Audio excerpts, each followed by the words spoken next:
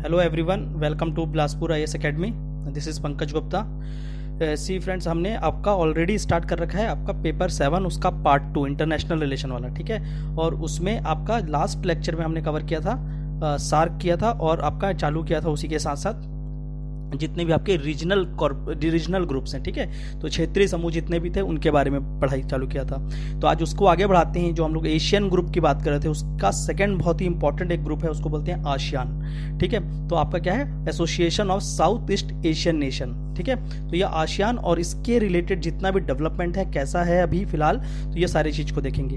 देखिए, इंडिया इसका मेंबर नहीं है अभी, सबसे पहली बात तो ये चीज़ को ध्यान रखेंगे। आज दो चीज़ पढ़ेंगे और दोनों के मेंबर इंडिया नहीं है। पर फिर क्यों पढ़ रहे हैं? क्योंकि इंडिया की जो बची आपका जो इंडिया का जो आपका अगर हम ये देखते हैं इंटरनेशनल पॉलिसी, तो इंटरनेशनल पॉलिसी को अगर देखते हैं तो उसमें दो इंपॉर्टेंट पॉलिसी है। एक हमारा आता है लुक वेस्ट और एक आता है एक्ट ईस्ट पॉलिसी, ठीक है। तो एक्ट ईस्ट पॉलिसी को अगर सक्सेसफुल करना है तो कहीं ना कहीं आपको आसियान और जो आपका आरसीपी अभी मैं पढ़ाने जाऊंगा तो उसको समझना पड़ेगा, क्योंकि वही हमारा मेन पार्ट है। जो हमारा इंटरनेशनल रिलेशन को अगर समझेंगे, इंडिया की इंटरनेशनल पॉलिसी को समझेंगे तो उसको कहीं ना कहीं सक्सेसफुल करने में, ठीक है। तो सबसे पहले आसियान को समझते हैं और उसके थ्रू हम समझेंगे हमारे लुक ईस्ट पॉलिसी को, वो किस तरह से काम करेगा, ठीक है।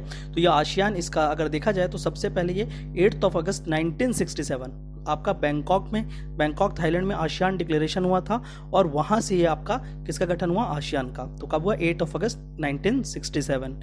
और इसकी जो हेडक्वार्टर है वो कहाँ पे है? इंडोनेशिया पे, आपकी जकार्ता पे, ठीक है। इंडोनेशिया में जकार्ता सिटी है, उसमें आपकी इसकी हेडक्वार्टर है, ठीक है। अब मैप के थ्रू थोड़ा सा समझेंगे हम लोग जितने भी इसके मेंबर नेशन हैं। तो आपके अगर देखा जाए तो आसियान में अभी आपके टोटल 10 मेंबर हैं और ये जितने भी हैं इनको क्या बोला जाता है?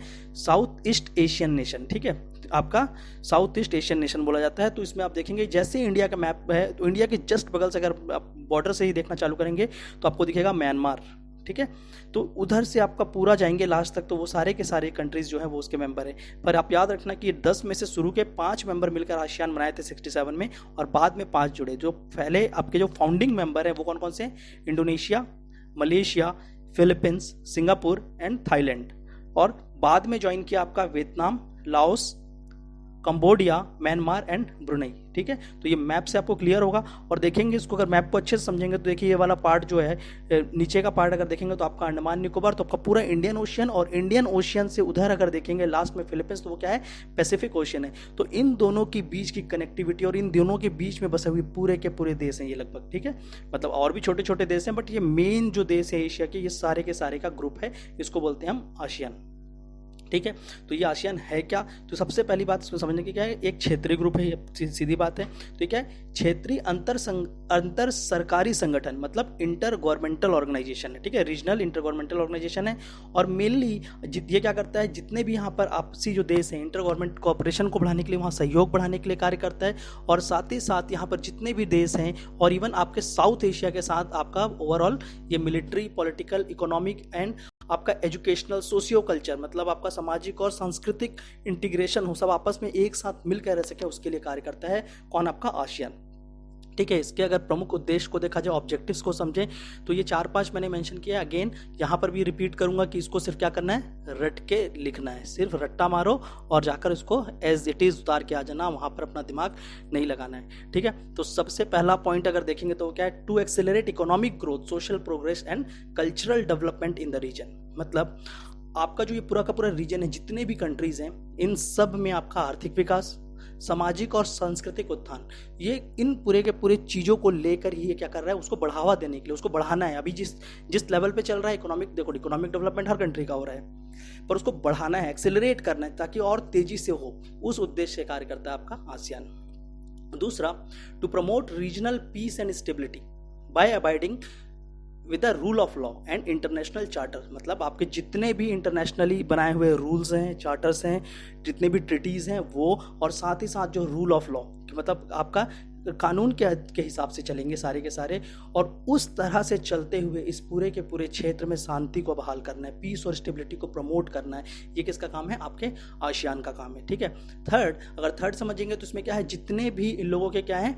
कॉमन इंटरेस्ट, मतलब आपके एक दूसरे के हित में, समान हित वाले जितने भी कार्य हैं उनके लिए क्या करना है? इन सारे देश को आपस में लाना है, ठीक है, टू प्रमोट द कोलैबोरेशन, इनका आपस में कोलैबोरेशन और म्यूचुअल असिस्टेंस, ताकि आप क्या करें, एक दूसरे के साथ आएँ और एक दूसरे की सहायता करें, ताकि अपने जो कॉमन इंटरेस्ट है, जो आपका उनका समान हित है, उसकी रक्षा कर पाएँ और उसको बढ़ावा दे सकें, ना कि सिर्फ इस रीजन में बल्कि ओवरऑल इंटरनेशनली कहीं भी आप जाते हैं तो मतलब जो भी जहाँ पर भी ये पूरी की पूरे संगठन को लेकर ये जा रहे हैं आगे कहीं भी बात करने के लिए, तो पूरे के पूरे कॉमन इंटरेस्ट को वहाँ पर प्रमोट करने का काम करेगा आपका आसियान। ठीक है, इसके बाद जो भी आपके साउथ ईस्ट एशियन नेशन है, यही सारे नेशन, तो इनके बारे में क्या करना, बाहर के लोगों को जानकारी मिले। तो साउथ एशियन स्टडीज़, इसमें सिर्फ ये मतलब नहीं कि बच्चों को यहाँ के पढ़ाना है, नहीं, बच्चों को तो पढ़ाना ही पढ़ाना है, वहाँ पर एजुकेशनल डेवलपमेंट करना ही करना है, पर जो साउथ एशियन रीजन के जितने भी कंट्री है उसमें क्या खासियत है, वहाँ पर इकोनॉमी कैसा है, वहाँ का कल्चर क्या है, इसकी शिक्षा भी देनी है।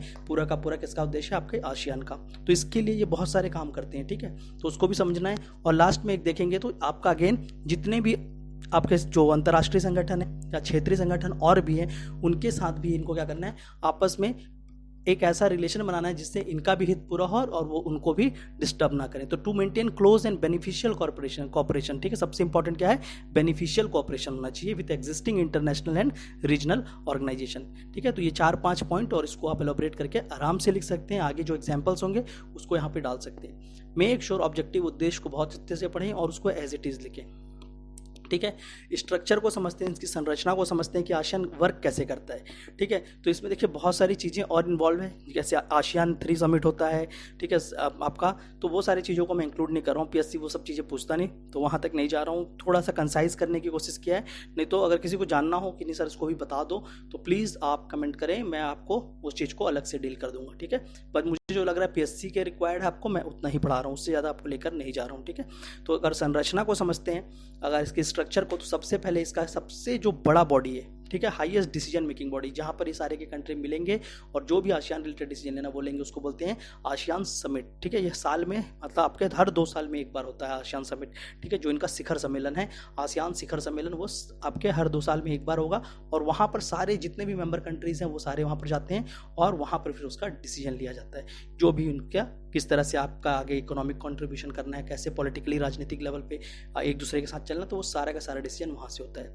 और डे टू डे वर्किंग आपका जो प्रॉपरली इसको देखने के लिए वहाँ पर क्या है, आपकी इनकी मंत्री परिषद है, आसियान मिनिस्ट्रियल कॉन्फ्रेंस, और आपका जो काउंसिल परिषद है, तो इस परिषद में भी आपके क्या किया गया है, 5-6 परिषद छोटे छोटे काउंसिल्स बनाकर इसको क्या करते हैं, डे टू डे काम को देखते हैं। जैसे कि आपका क्या है, एक है कोऑर्डिनेटिंग काउंसिल, दूसरा आप देखेंगे तो राजनीतिक एवं सुरक्षा परिषद, पॉलिटिकल एंड सिक्योरिटी काउंसिल, तीसरा आपका आर्थिक परिषद, इकोनॉमिक काउंसिल, ठीक है, सोशियो कल्चरल काउंसिल, सामाजिक एवं सांस्कृतिक परिषद।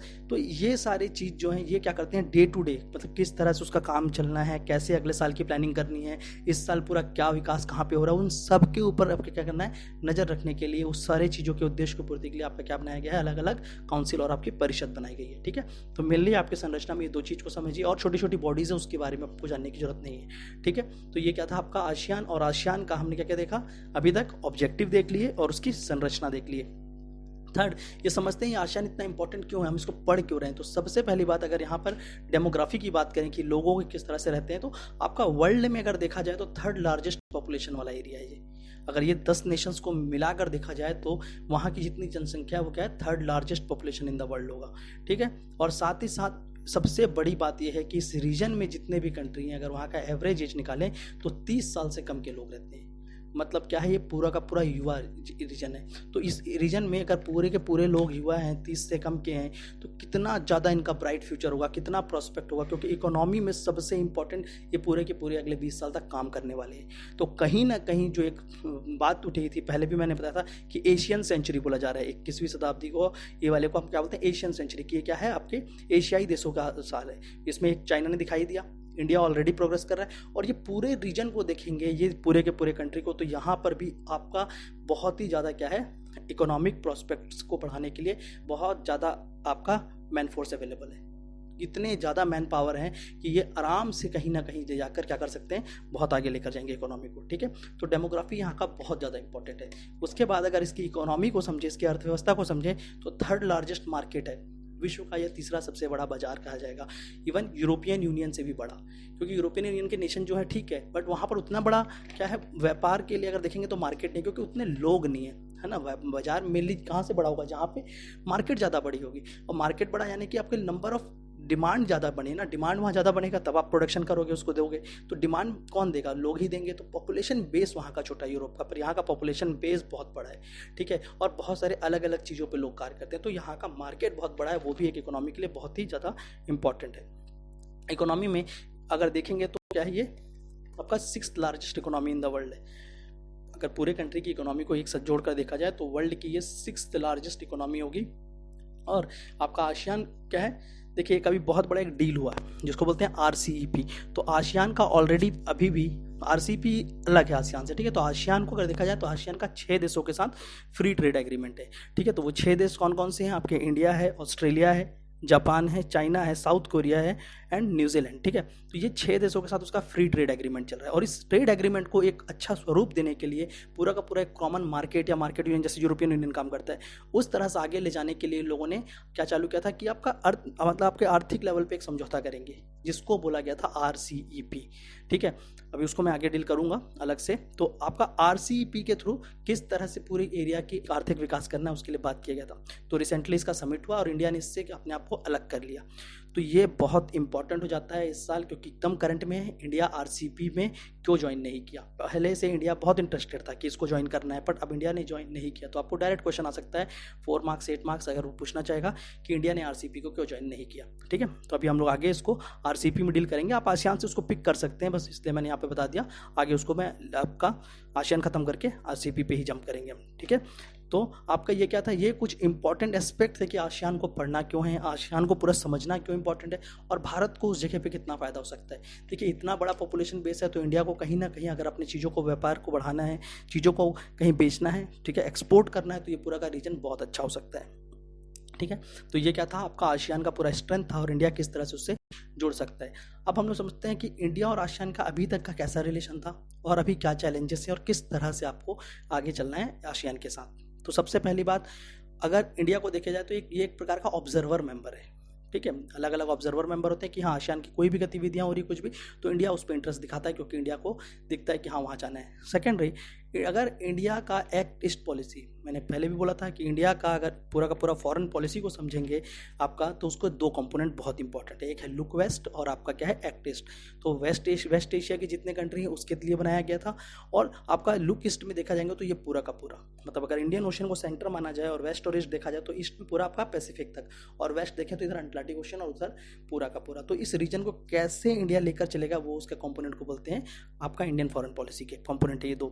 तो इसका जो ईस्ट वाला जो पार्ट है, जो पूर्वी क्षेत्र की बात करें, तो वहाँ पर आपका आसियान एक बहुत बड़ा प्लेयर। अगर आसियान देशों के साथ बहुत अच्छे हैं तो हम पूरा का पूरा अपने ईस्ट वाले जो सेक्शन है भारत का, उधर हम पूरा का पूरा डेवलपमेंट कर सकते हैं और अपने ना सिर्फ अर्थव्यवस्था को, अपना मिलिट्री, अपने हर एक चीज़ को स्ट्रॉन्ग कर सकते हैं, ठीक है। अपना पूरा का पूरा स्ट्रेटेजिक लोकेशन जितने भी, जैसे अंडमान निकोबार, तो सबको प्रोटेक्ट कर सकते हैं, इंडियन ओशियन को प्रोटेक्ट कर सकते हैं। तो कहीं ना कहीं अगर इंडिया को पूरा डेवलपमेंट देखना है तो इस रीजन में बढ़ना पड़ेगा, ठीक है। अगर चाइना को भी अगर यहाँ पर से अगर अच्छे से समझोगे आप, तो उसका एक बहुत बड़ा प्रोजेक्ट चल रहा है जिसको बोलते हैं OBOR, 1 बेल्ट 1 रोड, और साथ ही साथ उसका एक कंपोनेंट क्या है, मैरीटाइम सिल्क रूट, जो समुद्र के रास्ते से एक सिल्क रूट आएगा, ठीक है। और वो सिल्क रूट अगर आप अच्छे से समझेंगे तो पैसिफिक होते हुए, इंडियन ओशियन होते हुए, रेड सी से जाके मेडिटेरेनियन से वो कनेक्ट करेगा। और OBR का देखेंगे तो चाइना से फिर आपका सेंट्रल एशिया से ईरान, और ईरान से आकर इटली को कनेक्ट करेगा। तो ये पूरा का पूरा कनेक्टिविटी एक बेल्ट बन जाएगा, और चाइना कहीं ना कहीं इस तरह से पूरे वर्ल्ड को एक साथ कनेक्ट करने की बात कर रहे हैं। और यही था आपका चाइना से अभी आपका शी जिनपिंग, इससे पहले थे माओ जेडोंग, और माओ जेडोंग का एक बहुत बड़ा पॉलिसी था, एक बहुत बड़ा ये था जिसको बोलते थे स्ट्रिंग ऑफ पर्ल पॉलिसी। मतलब आपका मोतियों की माला जैसे पूरे के पूरे उसको जगह को घेर देंगे और इस जगह पे क्या करेंगे, अपना चाइनीज वर्चस्व को बनाएंगे, ठीक है। तो ये स्ट्रिंग ऑफ पर्ल पॉलिसी को कंप्लीट करने के लिए 2 इंपॉर्टेंट कंपोनेंट OBOR और आपका मैरीटाइम सिल्क चलाया गया, ठीक है। तो कहीं ना कहीं आपका जब से इस चीज़ पे वो काम कर रहा है तो हमारा इंडियन ओशियन को थ्रेट हो रहा है कहीं ना कहीं पे, ठीक है। तो स्ट्रेट ऑफ मलक्का से अगर चालू करते हैं, जहाँ से इंडियन ओशन में एंटर करते हैं पैसिफिक से, वहाँ पे से लेकर अगर आप देखोगे रेड सी तक, तो अलग अलग जगह पे चाइना ने ऑलरेडी पोर्ट बना रखा है। अगर म्यांमार देखेंगे तो म्यांमार पे वहाँ पर उसका पोर्ट है। श्रीलंका का हम्बनटोटा 99 ईयर्स के लिए लीज पे ले रखा है, ठीक है। इधर जाएंगे जिबोती, तो जिबोती में उसका तो नेवल बेस है। फिर अगर पाकिस्तान में देखेंगे तो वहाँ तक पर ग्वादर पोर्ट। तो कहीं ना कहीं इंडियन ओशन को क्या करने की कोशिश कर रहा है, वो रेस्ट्रिक्ट करने की कोशिश कर रहा है। इसलिए इंपॉर्टेंट है कि हम आसियान नेशन से बहुत ही अच्छा वो बनाएं, अपना रिलेशन रहे, और उस रीजन में हम भी अपना मिलिट्री प्रेजेंस देकर कहीं ना कहीं चाइना को काउंटर कर सकें।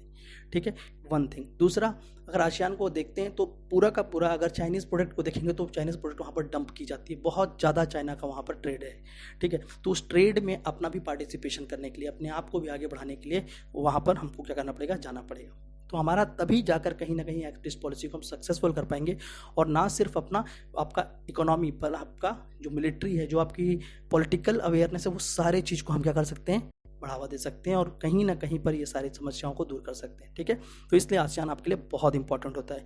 आगे अगर आसियान को देखा जाए तो आपका 25 ईयर से, पिछले 25 सालों से हमारी क्या है, एक संवाद साझेदारी है, मतलब हम उसके डायलॉग पार्टनर हैं, आराम से आते हैं, बात करते हैं, बैठते हैं, और अपने एक रिलेशन को बनाने की हमेशा आगे चलते हैं। साथ ही जब शिखर सम्मेलन होता है तो पिछले 15 सालों से आसियान समिट्स में इंडिया जाता है और वहाँ पर पार्टिसिपेट वहाँ पर करता है या इंटरेक्ट करता है इवन। ठीक है, और पिछले 5 सालों से हमारा ये एक स्ट्रेटेजिक पार्टनर भी है। स्ट्रेटेजिक पार्टनर जब है मतलब आपका डिप्लोमेटिक, आपका सिर्फ इकोनॉमी नहीं, पॉलिटिकल नहीं, आपका क्या है, मिलिट्रिकल, जो मिलिट्री के इंस्टॉलेशन लगाने है, वो सारा चीज़, तो आपका पूरा का पूरा रीजन को किस तरह से चलाना है, उसके लिए भी पार्टनरशिप कौन किसके साथ है, हमारा आसियान के साथ है। ठीक है, और कुछ अलग अलग सेक्शन जैसे मैंने डिवाइड कर दिया, तो इसमें भी समझ सकते हैं। अगर हम लोग इकोनॉमी की बात करें, अर्थव्यवस्था की बात करें, तो ये इंडिया का चौथा सबसे बड़ा लार्जेस्ट ट्रेडिंग पार्टनर है। ठीक है, जिसके साथ हम व्यापार करते हैं। और भारत का अगर एक्सपोर्ट की बात करें तो यहाँ से हम कितना वहाँ पर क्या करते हैं, निर्यात करते हैं, तो 11.28%। ठीक है, पर ये बहुत कम है। अगर ओवरऑल इंडिया का देखेंगे 100% तो उसके लिए बहुत है, पर अगर आसियान के साथ देखेंगे तो ये बहुत कम है। ठीक है, तो आज हम लोग क्या करते हैं, जितना निर्यात नहीं करते उससे ज़्यादा वहाँ से आयात करते हैं, वहाँ से हम इंपोर्ट करते हैं।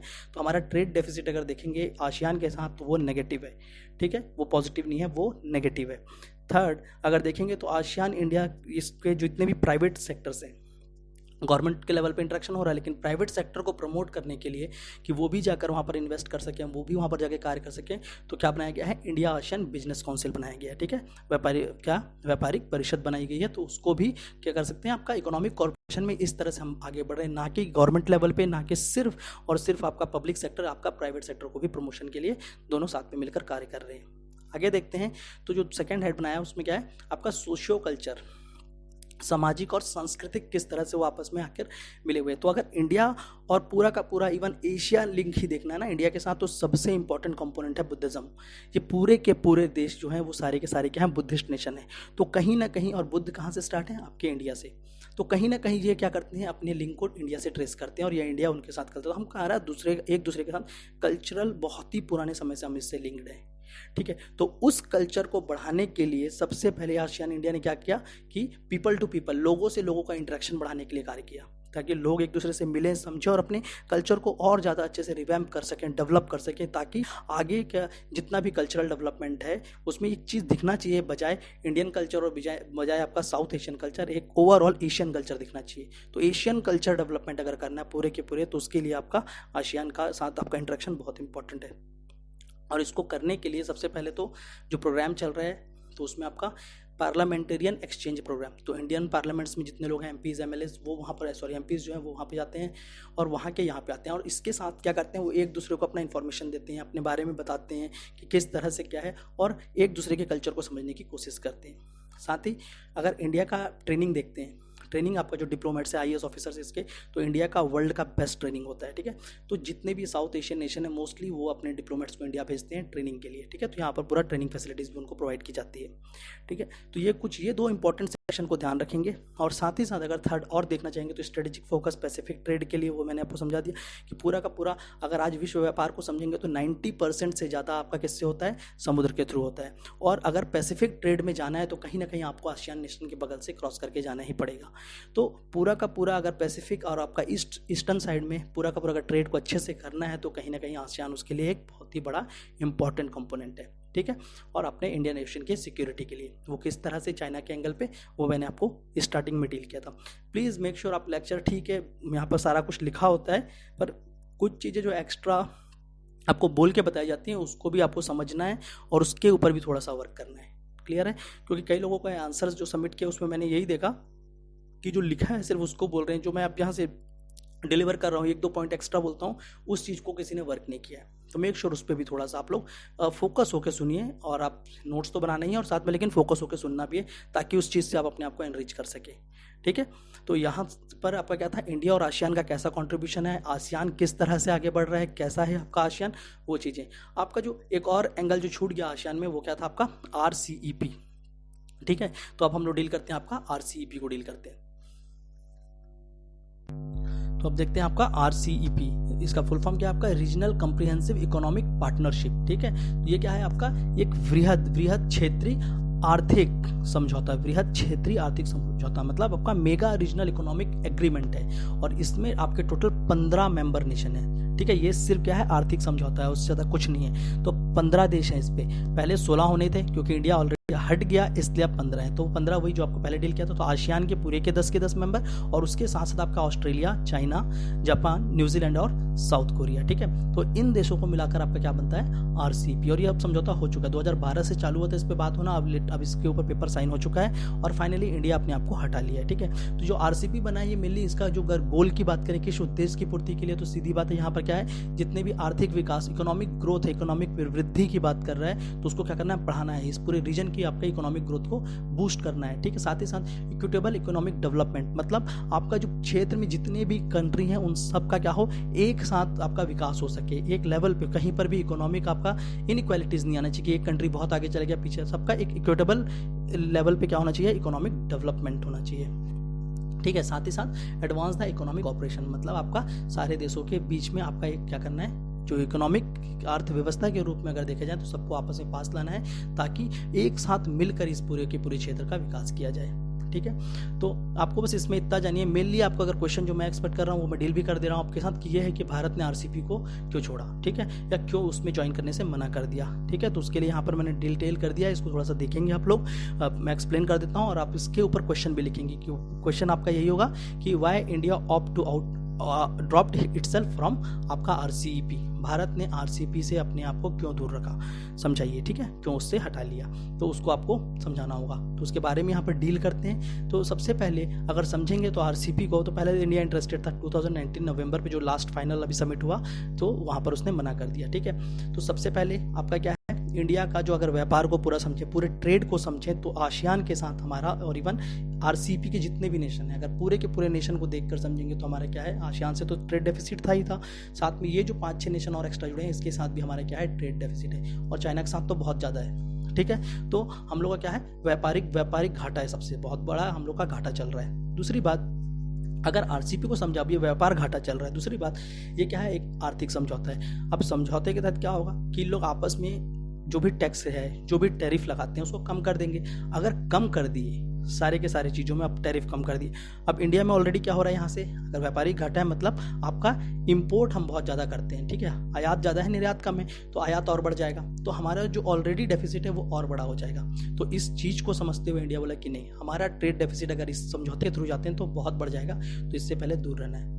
दूसरी बात, जो अगर आसियान को समझे कि सॉरी आपका RCEP को समझते हैं, तो इन लोगों ने क्या किया है, जितने भी आपके वस्तुएं हैं, प्रोडक्ट्स हैं, उनका एक लिस्ट बनाया है, सेंसिटिव लिस्ट बोलते हैं जिसको, और उस लिस्ट में बहुत सारे प्रोडक्ट, जैसे कि आपके चावल है, राइस है, फुटवियर है, ठीक है, जूते वगैरह, आपके डेयरी प्रोडक्ट हैं, दूध वगैरह, तो इन सारे चीज़ों को क्या किया है, एक सेंसिटिव लिस्ट में रखा है। ठीक है, और उसमें क्या कर दिया है कि हाई टैरिफ लगाया है, मतलब कोई भी कंट्री, हाई टैरिफ मतलब आपका रोकने की बात हो रही है, इसको आपका टैक्स रेट बढ़ा दिया गया है, तो कोई भी कंट्री इन वस्तुओं को अगले कंट्री में बेचेगा तो उसका क्या करेगा, वैल्यू ज़्यादा दिखने लगेगा। आप अगर डेयरी की बात करें तो इंडिया लार्जेस्ट प्रोड्यूसर है। ठीक है, तो ये सारा चीज़ इंडिया का एक एडवांटेज था, अगर इंडिया उसमें जुड़ता तो आपको ये क्या, इसके एडवांटेज खो देगा कि जिस रेट में इंडिया बेचना चाह रहा है उस चीज़ में उसको बेच नहीं पाएगा, और अगर बेचता भी है तो क्या हो रहा है, एक तो आपका टैरिफ लगा के उसको और बढ़ा दिया गया रेट को, तो वहाँ पर उस तरह का मार्केट नहीं मिलेगा जिस तरह की मार्केट वहाँ पर उसको मिलनी चाहिए। तो सेंसिटिव लिस्ट का जो क्राइटेरिया है वो भी इंडिया को कहीं ना कहीं प्रॉब्लम कर रहा था। इसके साथ साथ अगर हम लोग बेस ईयर देखें,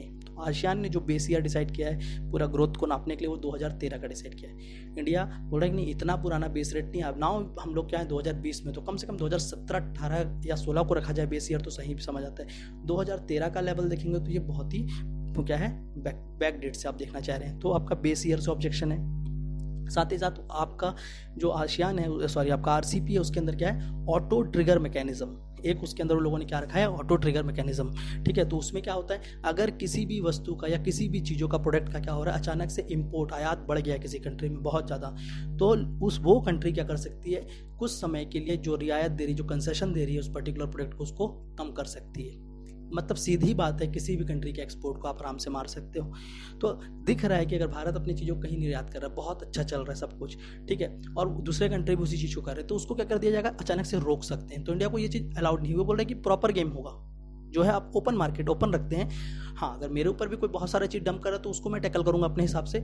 ये डील के हिसाब से नहीं होना चाहिए कि हाँ कभी कोई किसी के लिए बढ़ा लिया, जैसे हमको किसी चीज़ में एडवांटेज है तो हम उसको भेज रहे हैं, तो उस चीज़ को आप रोक दिए, पर एक तरफ आप क्या बोलते हो कि नहीं, सबके लिए इक्वल मार्केट है। तो कहीं ना कहीं यहाँ पर रूल्स जो बने हैं, वो रूल्स कहीं ना कहीं आपके इंडिया से अगेंस्ट जा रहे हैं। तो इंडिया को ये चीज़ें पसंद नहीं आ रही है। आपका सबसे इंपॉर्टेंट उसमें था ऑटो ट्रिगर मैकेनिज्म। साथ ही साथ अगर देखेंगे तो रेचेट ऑब्लिगेशन, ठीक है। तो ये ऑब्लिगेशन अगेन पीएससी में आपको लिखना हो तो नाम लिख देना काफ़ी है, बट मैं एक्सप्लेन कर देता हूँ।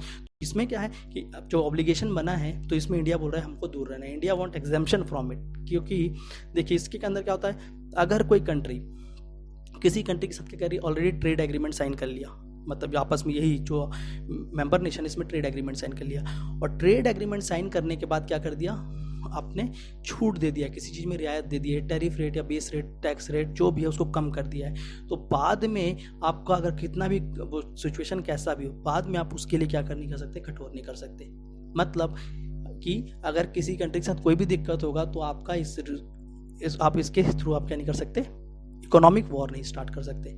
जैसे कि मोस्ट फेवर्ड नेशन हमने किसने पढ़ा था, WTO में, तो इंडिया ने उसको पाकिस्तान से ले लिया क्योंकि हमको नहीं करना है ट्रेड। पर ये चीज़ इसके अंदर रहेगा, आप नहीं कर सकते। मतलब कहीं ना कहीं आपकी कंट्री की जो इकोनॉमिक सोवरेनिटी है, ठीक है, अपना डिसीजन खुद लेना है, वो आप नहीं ले सकते अगर वंस आप इस ऑब्लिगेशन में बन गए। तो प्लीज़ ये दो चीज़ तो आपको लिख कर आना है एग्जाम के ऊपर, एक है ऑटो ट्रिगर मैकेनिज्म, एक है रेचेट ऑब्लिगेशन, बस लिख देना।